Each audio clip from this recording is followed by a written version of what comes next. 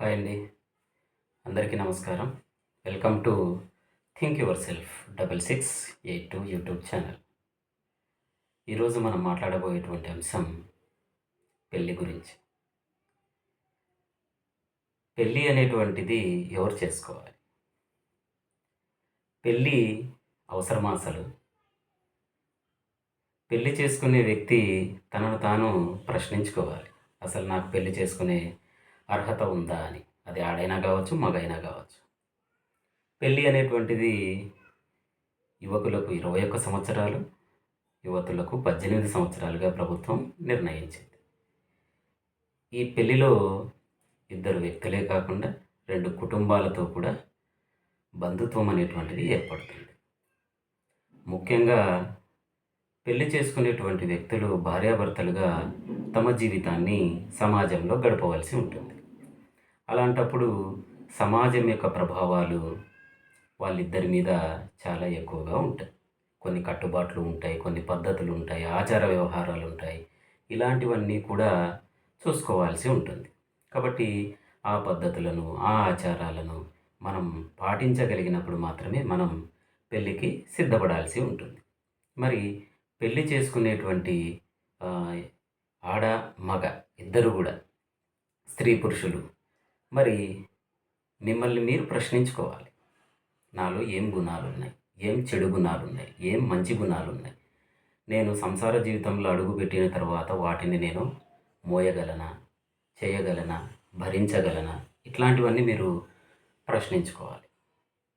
అలా ప్రశ్నించుకోకుండా వాటిని మీరు చేయలేనప్పుడు పెళ్లి చేసుకోవద్దండి. ఎందుకంటే పెళ్లి చేసుకుంటే మీరిద్దరే కాదు, భార్యాభర్తలే కాదు, తర్వాత కొంతకాలానికి మీకు పిల్లలు పుడతారు. వాళ్ళ బాధ్యతలు ఉంటాయి, ఉద్యోగ బాధ్యతలు ఉంటాయి. ఇవన్నీ మనం సక్రమంగా నిర్వహించగలిగినప్పుడే, నిర్వహించే సామర్థ్యం మీలో ఉన్నప్పుడే మీరు పెళ్ళికి సిద్ధపడండి. పెళ్లి చేసుకునేటప్పుడు అబ్బాయి అయినా, అమ్మాయి అయినా సరే, మీరు అందంకి విలువిస్తున్నారా? గుణానికి విలువిస్తున్నారా? లేదా కట్నానికి ఆశపడుతున్నారా? లేదా ఉద్యోగం చూసి చేసుకుంటున్నారా? వాళ్ళ యొక్క చదువును చూసి చేసుకుంటున్నారా? లేదా వాళ్ళకి సంస్కారం ఉందా లేదా? ఇలాంటివన్నీ మనము ఆలోచించుకోవాలి. అందం అనేటువంటిది శాశ్వతం కాదు. గుణం అనేటువంటిది శాశ్వతంగా మనలో ఉండాలి. మంచి గుణాలు ఉన్నప్పుడు మనం ఆ పెళ్ళిని చేసుకున్న తర్వాత సంసారాన్ని సాఫీగా మనం చేసుకుంటూ పోవచ్చు. ఇంకా డబ్బు అనేది మనం చేసేటువంటి వృత్తిని బట్టి మనకు వస్తూ ఉంటుంది. అది మన కుటుంబాన్ని పోషించేంత సంపాదన మనకున్నప్పుడు ఎలాంటి దిగులు చెందాల్సినటువంటి అవసరం లేదు. ఇంకా చదువు, సంస్కారం. చదువున్నోళ్ళందరికీ సంస్కారం ఉండాలని లేదు. సంస్కారం ఉన్నోళ్ళకు చదువు ఉండాలని ఏం లేదు.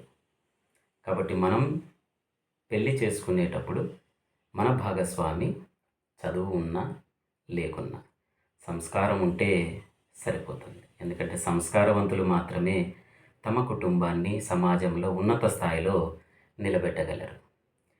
ఈ రోజుల్లో డబ్బు వ్యామోహంలో పడి పెళ్ళిని నిర్లక్ష్యం చేస్తున్నారు. నేనేదో పై స్థాయిలోకి వెళ్ళిన తర్వాత, లేదా నేను లక్షనో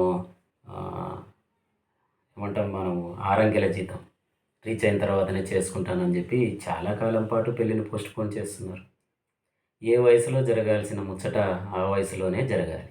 కాబట్టి వయసు మీరిన తర్వాత పెళ్లి చేసుకుంటే అనారోగ్య సమస్యలు వస్తాయి. అది మనకి మంచిది కాదు, పుట్టబోయే పిల్లలకు మంచిది కాదు. తర్వాత పెళ్లి చేసుకునేటప్పుడు మనం పెళ్ళికి ముందు కొన్ని మనకు చెడలవాట్లు ఉంటాయి.